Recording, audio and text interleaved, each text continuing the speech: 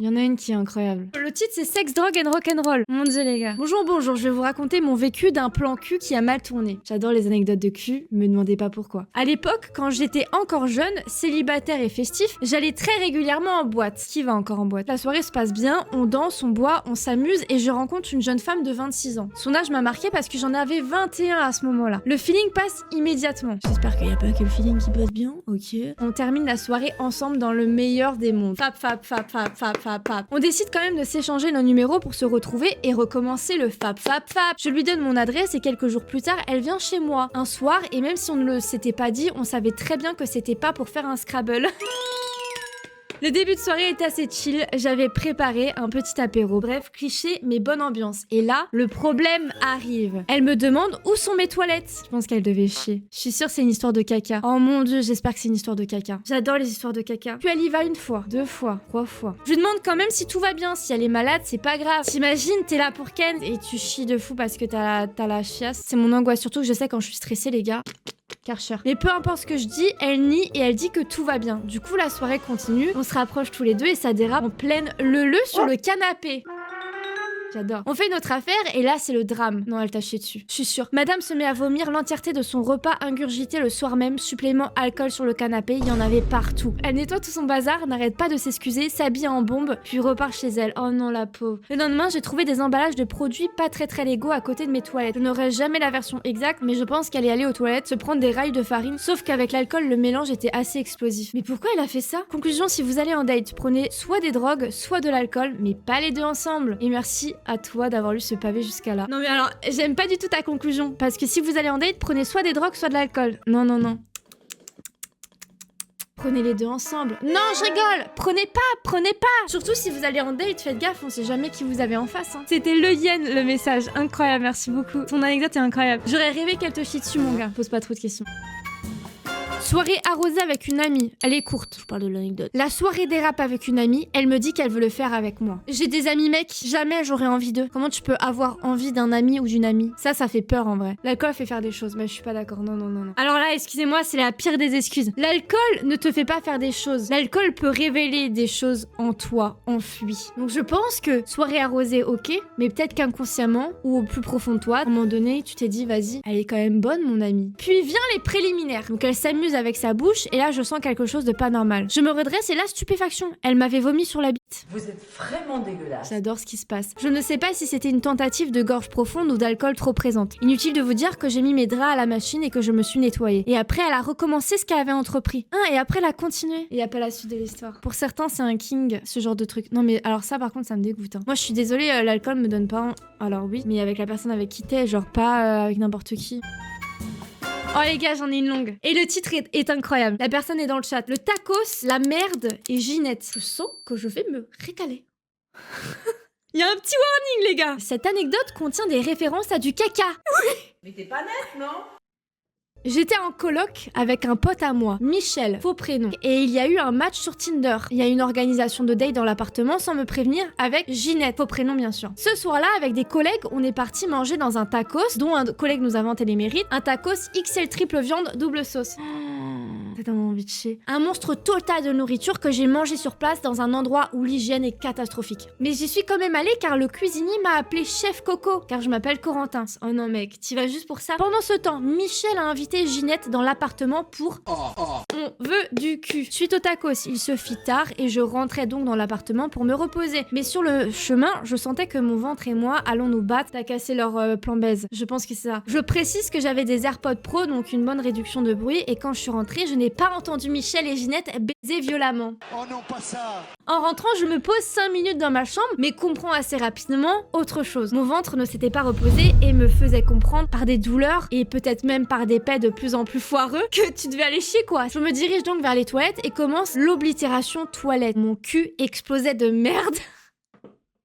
Ce duel avec les toilettes s'est conclu sur ma victoire suite à une lutte acharnée de 30 minutes. Puis je suis sortie et je suis partie pour prendre un verre d'eau dans la cuisine et sur mon chemin, devinez qui je croise. Et oui, Michel et Ginette qui ne baissent pas mais qui papotaient dans la cuisine. Ginette m'a lancé un regard si gêné que j'ai pensé l'avoir traumatisé. Et Michel, ne sachant pas qu'il devait rire ou pleurer, il m'a simplement demandé comment j'allais et je lui ai répondu que j'avais besoin de dormir un peu. Oh non, j'ai jamais eu aussi honte de ma vie. Depuis ce jour, je n'ai plus vu Ginette et plus aucun date ne s'est passé dans cet appartement. Tu m'étonnes, il te faisait plus confiance ton pote. Et durant l'année qui a suivi, je devais aller aux toilettes entre 4 et 7 fois par jour car j'avais eu des douleurs toute l'année. Mais aujourd'hui ça va beaucoup mieux, j'y vais que 4 fois max. Mais qui chie 4 fois dans une journée? T'as peut-être une bactérie, non? J'ai eu mal pendant longtemps. Kizo, pitié, mais va consulter. Est-ce que t'as chié dans un pot pour analyser ta merde? Je le dis premier degré hein, par contre. Hein. Va faire caca dans un pot pour analyser hein, parce que ça se trouve t'as une bactérie. Hein. Et pitié, ne mange plus de tacos.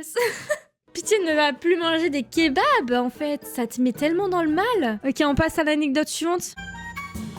Oh les gars, là j'avais trop envie de la lire. La tour Montparnasse.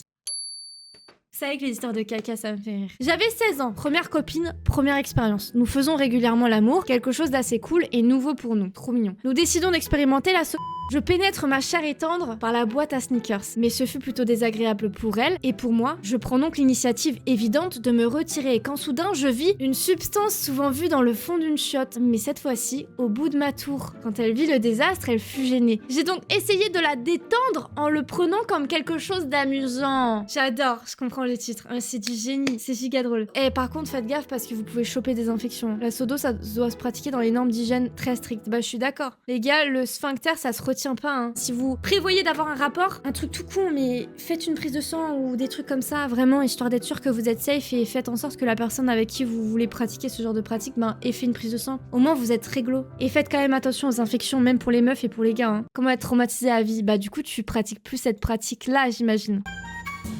Elle est bien longue, je parle de l'anecdote, hein, concentrez-vous dans le chat, elle est giga longue, je parle toujours de l'anecdote et je pense on va la kiffer. Ok, la turlute, c'est l'histoire 1, elle est courte celle-là. Il y a fort longtemps, fin 2024, Karma était content. Ok, pas de souci, le mec qui parle de lui à la 3e personne, on ne juge pas, on va l'appeler Mathieu. Mathieu était content car c'était la dernière semaine de cours et son lycée organisa une soirée de fin d'année et il décida d'y aller avec 2 amis, on va appeler N et A. Les 3 fanfaronnes arrivent à la soirée et une fille avait tapé dans l'œil de Mathieu. La nana, on va l'appeler M. Oula, il y a trop de personnages là, je comprends pas. Pour la faire courte, l'esquive de Mathieu fonctionna et il emmena M chez lui à la fin de la soirée. Et M commença à faire une pipe en bois. Sauf qu'au même moment, la mère de Mathieu rentre et j'ai jamais été aussi gênée. Oh non, putain. Oh la chute. Ça m'est arrivé 2 fois avec mon ancienne relation qui date de fou. Mais en fait c'était après et on s'était endormi à poil. Et là bam elle ouvre la porte et ça me réveille et moi je suis nue comme un verre comme ça. Le eye contact les gars. J'ai jamais été aussi gênée. Ok on passe à l'anecdote suivante.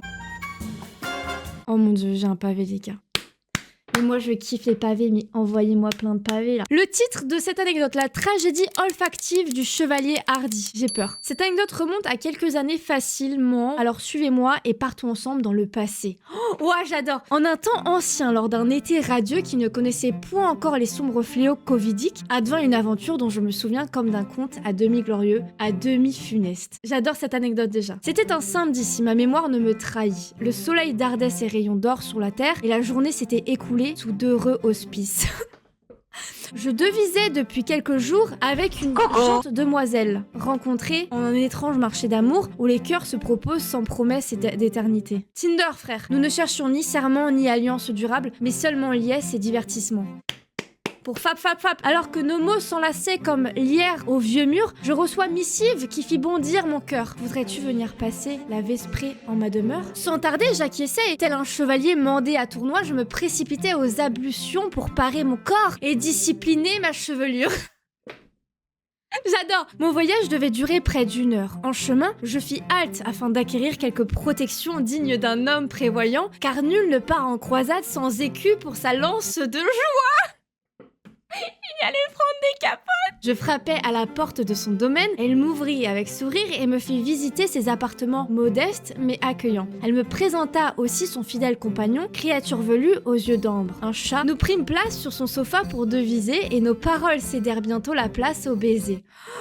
Elle saisit ma main et me guida vers sa chambre. Là, nous déposâmes nos atours et elle s'étendit sur la couche. J'adore cette anecdote. Je m'agenouillai au bord du lit, décidée à faire preuve de doigté, y ajoutant peut-être quelques arts de langue dignes d'un troubadour inspiré de Moulière. Pardonnez ce jeu de mots d'outre-taverne. Mouillère, mouille, ok je capte, et c'est du génie. Or, tandis que je m'apprêtais à honorer l'offrande qui m'était faite, une effluve inattendue s'empara de mes narines. Hélas, ce qui se présentait à moi, tel un mets prometteur, exhalait parfum de marée douteuse, semblable à un sandwich aux crevettes trop longtemps oublié au soleil. Nicolas. Elle est incroyable l'anecdote. Un instant d'hésitation me saisit, mais à cœur vaillant, nul défi n'est trop grand. Je me mis à l'ouvrage, invoquant courage et détermination. Pourtant, au fil des instants, ma bravoure s'effritait comme château de sable sous la vague. La demoiselle, quant à elle, semblait ravie de mes efforts, ce qui me contraignait à poursuivre ma quête malgré les vents contraires.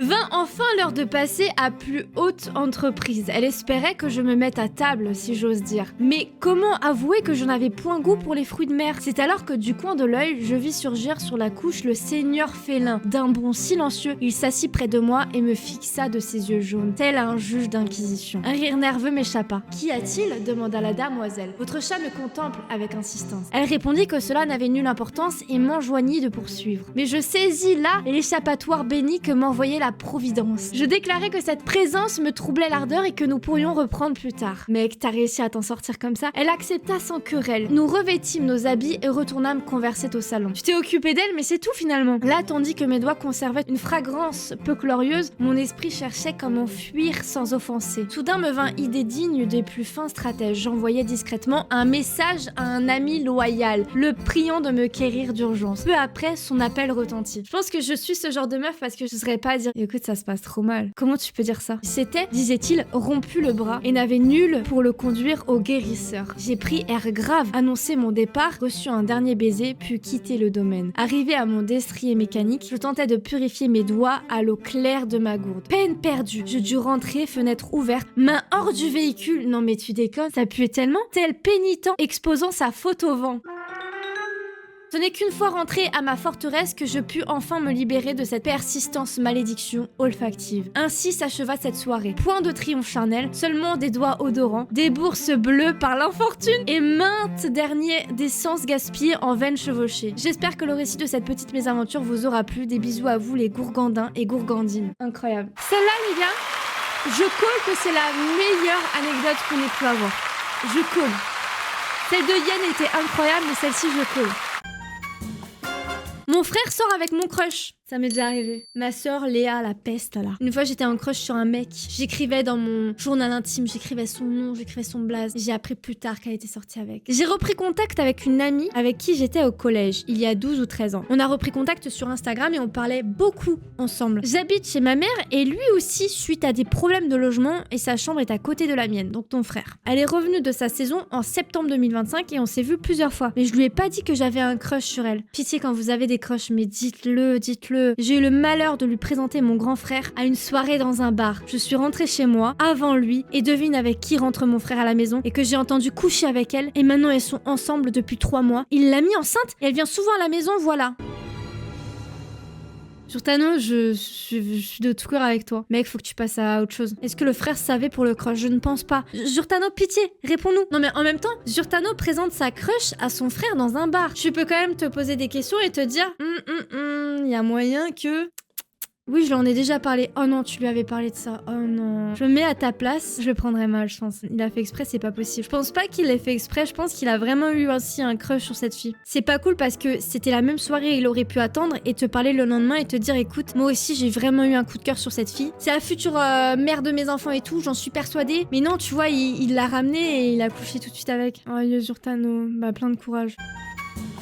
Lunay. Ma pire anecdote d'amour ne tient pas en un date gênant. Oh non, meuf. Elle a duré presque 6 ans. Le date le plus long de la vie de Lunay. On s'est rencontrés jeunes. Moi 15 ans, lui 18 ans. Au début, tout était beau. C'est toujours tout beau au début. Je suis une amoureuse de l'amour, alors je me suis donnée entièrement. Waouh. Les premiers mois étaient normaux. Puis les disputes ont commencé. Des crises pour rien. Des portes claquées. Des menaces de rupture à chaque désaccord. Ça commence mal. Mais je restais parce que je pensais que c'était des hauts et des bas et que ça allait passer. Quand vous voyez des red flags, les gars, mais partez. On a a emménagé ensemble. Je me suis engagée dans la marine, lui aussi. Lui, au bout de 6 mois, s'est fait renvoyer par les psychiatres de l'armée pour bipolarité. Et là, tout s'est aggravé. Il n'avait plus de travail, je payais tout, je gérais tout. Les crises de colère sont devenues plus violentes. Un jour, après avoir perdu sur un jeu vidéo, il a pris son ordinateur portable et l'a explosé contre une chaise. Des objets cassés, des hurlements, une tension constante dans la maison. Ça me terrifie. Il me disait qu'il ferait une bêtise si je partais. Et moi, j'avais peur, alors je restais. Une autre fois, quand j'ai dit que c'était fini, je suis rentrée accompagnée d'une collègue pour me sentir en sécurité. Il avait planté mes affaires au couteau, le canapé, le matelas, mes objets personnels. Et malgré tout ça, je suis restée encore. Parce que même après 6 ans, tu te dis que tu as trop investi pour abandonner, parce que tu crois qu'il va changer. Et c'est ça mon erreur. Mais la vérité, c'est que quelqu'un ne change pas parce qu'on l'aime. Ma pire histoire d'amour, ce n'est pas seulement les cris ou la violence, c'est d'avoir perdu presque 6 ans à croire qu'il deviendrait la version de lui que j'espérais. J'ai trop des frissons. 6 ans avec un connard. Le jour où j'ai pu observer la rivalité entre 2 filles qui voulaient finir en couple avec moi. On a un lover. C'était en début de première l'an dernier. Je parlais à une fille et ça allait plutôt bien. On a passé 2 heures ensemble parce qu'on n'a pas cours. Et le midi, une fille de ma classe, donc une autre, est venue me proposer de voir un match. Elle a fait passer ça juste pour voir un match entre fans de basket. Mais en réalité, elle avait prévu ça comme un date. On s'est mis en couple peu après. Pendant ce date et les jours d'après, les 2 filles ont essayé de se saboter l'une l'autre jusqu'à ce que je me mette en couple avec une des 2. Mais attends, mais c'est qui ce mec ? Après, j'ai envie de vous dire que la meilleure gagne. Dans le sens où il était pas en couple. C'est juste qu'il a tapé dans l'œil de 2 nanas. Et les 2 nanas, vas-y, elles ont essayé. Tiens, mais un Don Juan finalement. Vous êtes des lovers dans ma commu. Je savais. Je savais. Juste ma seule histoire d'amour. Oh non, ça va me briser le cœur. Septembre 2023, je m'inscris sur un site. Je date une femme de 4 ans de plus que moi, avec un enfant, et j'étais ok avec ça. J'avais 23 ans à cette époque. En soi, moi, ça me choque pas de rencontrer quelqu'un qui a déjà un enfant. C'est des personnes qui se voient pas encore vivre avec potentiellement un enfant. Faut pouvoir l'accepter. Tout se passe super bien. Le feeling est là, les attentes d'un couple aussi. La fille avait largué le père de son enfant 2 ans auparavant car il faisait rien dans la maison. Ni travail, ni maison, ni s'occuper de son enfant. Connard, c'est clairement ma première vraie relation avec quelqu'un, tout sujet confondu. Donc forcément, j'étais pas parfait, mais la volonté de s'investir dans ce couple et indirectement de cette famille y était très présente. Oh, c'est trop beau. Homme capable, finalement. Période de Noël, je lui offre un collier avec un cœur infini et la petite boîte lumineuse et tout. Ensuite, elle commence à se distancer. Oh, elle attendait les cadeaux de Noël ? Connasse pour me dire qu'elle est paumée. Il y a des meufs qui font ça. Je suis aveugle, je lui dis que c'est une mauvaise période. Oh non. Mais c'est possible aussi. Je décide d'organiser des choses avec elle pour relancer le truc, mais sans plus. Alors j'ai l'impression que quand c'est mort, c'est mort. Hein. Arrive le jour de la Saint-Valentin. Elle avait décidé de tout organiser. C'était magique en vrai. Ah, mais c'est mignon. Elle me demande ce que je pense de notre relation. Je lui dis la vérité et quand je lui demande à son tour, grand blanc. Elle décide de me quitter le jour de mon anniversaire. À la même date, j'avais été virée de mon poste car entreprise fermée. Bref, pire moment de ma vie. J'ai malheureusement jamais eu la raison de cette rupture. J'ai su entre-temps qu'elle s'était remise avec le père de l'enfant. Oh non, cherche pas mon gars. Aujourd'hui encore, ne pas avoir la raison et chercher pourquoi tous les jours en me remettant en question. Alors non, c'est pas toi. Il y a un mec qui m'a dit dans le chat l'autre jour et ça va me rester en tête parce que je l'avais vu passer sur Insta. Si la personne aime le bleu, vous avez beau être le plus beau vert du monde, eh ben ça ne fonctionnera pas. T'as été le pansement de leur pause. Je pense que c'est ça. Cette question me ronge vraiment et m'empêche clairement de retrouver quelqu'un. J'en ai qu'elle en tête et j'ai du mal à tourner la page. Oh, ça me fait trop mal au cœur. Ça fait combien de temps que cette histoire s'est terminée ? Septembre 2023, il y a écrit. Oh non, tu l'as encore en tête et t'arrives pas à passer à autre chose. Jour la nuit, j'y pense encore en me réveillant et tout. Oh non, Brice, mon petit Brice. Ah, tu me fais trop mal au cœur. C'est trop beau un gars comme ça qui pense qu'à une nénette là. Mais je pense que faut vraiment que tu penses à toi là, Brice, parce que tu te mets mal pour rien. La meuf, elle est retournée avec son ex, avec le père de son gosse. En fait, tu peux rien faire. Il y a des relations pansement qui existent. C'est-à-dire que quand tu te sépares de quelqu'un, au lieu de penser à toi et de te remettre de cette expérience un peu traumatisante, parce que c'est vraiment une expérience traumatisante quand tu te sépares et tout, et ben tu décides bam de te remettre avec quelqu'un parce que t'as besoin de quelqu'un, t'as besoin en fait d'être avec quelqu'un et tu ne peux pas être seul. Il y a des gens comme ça qui n'arrivent pas à vivre seul. Et peut-être qu'elle était comme ça et c'était une relation plus pansement et que voilà, tu lui faisais du bien, mais que toi tu t'as peut-être vécu le truc trop intensément et que elle n'a pas vécu ça aussi intensément que toi. Tu vois ce que je veux dire ? Je ressens la vie comme si j'étais née pour aimer. Oh mais mon petit Brice, je te jure que tu vas retrouver quelqu'un. Et après c'est normal d'aller mal. C'est normal d'aller mal. Si vous allez mal, laissez-vous le temps parce que le temps il répare beaucoup de choses. Ok, anecdote suivante. Alors je crois qu'on a pas mal d'anecdotes de mecs parce que j'ai une communauté vachement masculine, hein. J'ai envie de vous dire, normal. Le titre de cette anecdote, un coup de parmi d'autres. Quand j'étais encore à l'école, je me faisais harceler par un groupe qui osait me faire croire qu'il faisait ça parce que c'était de l'humour. Je pense qu'on a tous connu le groupe de meufs ou le groupe de connards qui te taclent bien, qui sont bien grave méchants avec toi et qui te disent Oh non, mais c'est de l'humour, t'inquiète, enfin, on le prend pas mal. t'as pas envie de les... Ouf. Bref, ça m'énerve ce genre de personnes. Une idée merveilleuse leur a traversé l'esprit, c'était de me faire croire qu'un de ce groupe avait des sentiments pour moi. Oh non. Ils m'ont dit la vérité en fin de journée et s'attendaient à je ne sais quoi, mais ils ont visiblement été déçus et en rigolaient encore des années après et osaient le faire croire que c'était pour mon bien et m'apprendre l'humour. Moi je peux pas. Dis pas de date tous les 4 matins, c'est pas grave Castor. Au moins t'as pas vécu de trucs graves, tu vois, donc trop cool pour toi. Franchement c'est des connards. Et en général, je sais pas vous, mais les personnes qui vous harcelaient au collège ou à l'école primaire ou au lycée, la majorité, et je dis bien la majorité parce qu'il y en a toujours qui arrivent à s'en sortir, mais il y a une grande partie du moins de ces personnes-là qui finissent dans le mal et qui ont une vie de merde. On appelle ça le karma. Ouais c'est ça. Mais moi je pense qu'il faut vraiment se défendre, hein. Il faut pas se laisser faire, hein. Parce que le jour où tu te défends, c'est peut-être à ce moment-là où les gens ils vont arrêter de te faire chier, tu vois. Je vous souhaite plein de courage aux personnes qui vivent ça. Hein. L'arnaqueuse, la gothique et le naïf. Tout a commencé début 2025. En découvrant ma nouvelle classe, je n'ai pas été surpris. En classe de mécanique, c'était 95% des garçons pour 5% de filles. Ok, je capte. Je m'installe au fond pour dormir parce que le discours de rentrée ne m'intéressait pas. Une fille s'assoit à côté de moi et commence à me parler. Elle me dit qu'elle s'appelle Elle. Au début, j'étais pas très intéressée, mais contre toute attente, on se lie d'amitié. On discute sur Instagram et les mois passent et je commence à développer des sentiments pour elle. Puis quelqu'un arrive, tel un personnage de Smash Bros, une certaine M, la amie de Elle. Donc M, c'est une vraie gothique, traditionnelle goth pour être exact. Je la connaissais pas trop, on était dans le même lycée, mais pas dans la même filière. Le problème, c'est qu'elle était toujours très froide avec moi. Je me disais qu'elle ne m'appréciait pas du tout, donc je prends mon courage à deux mains, heureusement que tu prends ton courage à deux mains, et je vais avouer mes sentiments à elle. Elle accepte, j'étais aux anges. Mais au lieu de me rapprocher du paradis, je me rapprochais plutôt de l'enfer. Surtout que j'étais trop idiot pour m'en rendre compte, malgré plusieurs doutes, surtout à cause des différences entre ce qu'elle disait en vrai et sur Insta. Oh, ok, je préchote. Tu pensais que tu parlais à elle, mais en fait tu parlais à M. C'est un catfish, vous captez? Le temps passe et ça devient la merde. J'étais en grosse dépression à cause de plusieurs choses qui se passaient dans ma vie, notamment à cause de elle. Vous mettez pas en dépression à cause des meufs, pitié. Elle me rabaissait constamment en public. Pétasse. Elle me traitait de trou du cul flemmard, me donnait des claques et des coups de poing devant eux. Mais c'est violence physique. Mais dès qu'on était seul, elle redevenait toute gentille, enfin en apparence. Mais c'est quoi cette pétasse? Je l'ai surprise plusieurs fois à fouiller dans mon téléphone sans me prévenir et surtout à bloquer des gens qu'elle jugeait pas de confiance, comme mon meilleur pote depuis la primaire. Et moi, je n'osais pas réagir. Oh vas-y, ça m'énerve cette histoire. Je me disais, ça va s'arranger. Et oui, j'ai été beaucoup trop naïf. Ou idiot, je ne sais pas. Naïf. Et quand t'es naïf, parfois t'es con. Mais dans cet océan de merde, il me restait une faible lumière. M. Elle était devenue beaucoup plus que sympathique. C'était la seule à me soutenir et à me faire rire, à me dire que tout irait bien. Le début de la remontée commence quand elle se fait dégager du lycée. Hop là! Prends-moi ça dans ta gueule, connasse! Pour harcèlement et pour avoir littéralement tabassé une fille. Mais c'est quoi cette fille? Le matin où j'apprends ça,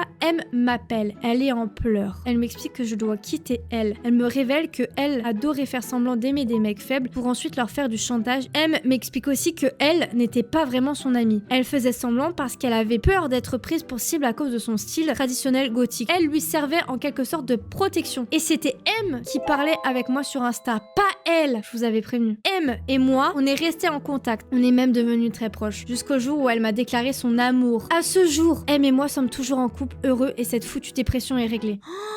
Alors écoute, je suis ravie de dire que t'as trouvé la personne qui te correspondait. Oh là là, oh là là. Mec, je suis trop contente pour toi. C'est une histoire qui se termine bien.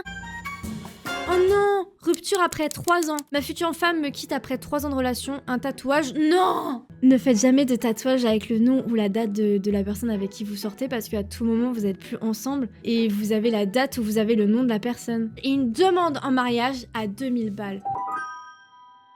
Là, t'as perdu plus que ta femme, la femme de ta vie, t'as perdu ta dignité, mon gars. Et t'as perdu 2000 balles aussi, soit dit en passant. Sa mère, son frère et sa belle-sœur sont assis à la table avec nous et c'est eux qui me disent qu'elle ne ressent que de l'amitié envers moi après 3 ans de relation, j'ai que 20 ans. Tenchi, j'ai une question parce que du coup c'est toi, je t'ai vu dans le chat. Comment ça t'es à un repas et tout, t'es avec ta gonzesse et ta gonzesse elle ne dit pas un mot et c'est sa mère et son frère et sa belle-sœur qui te parlent et qui te disent ça? Elle n'osait pas me le dire. Donc elle était juste à côté, elle était au repas avec toi et elle osait pas te le dire et elle boudait. Oh non. Et t'avais pas envie de la regarder, de la secouer et lui dire mais dis-le moi connasse. C'était le 1er janvier 2026. Oh mec. Tenchi, vraiment je te fais des gros bisous mon gars. Je sais que maintenant c'est quand même assez récent, mais j'espère que t'arriveras à passer à autre chose. T'as 20 ans mec, t'es tout jeune, t'as la vie devant toi et tu vas forcément faire d'autres rencontres et tu rencontreras peut-être quelqu'un d'autre qui te correspondra mieux. Vraiment je te fais des gros bisous et j'espère que t'as réussi à t'en remettre. Je sais que c'est pas facile. Écoute, on est tous avec toi. Putain, mais incroyable vos anecdotes les gars. J'espère que vous avez kiffé le live les gars.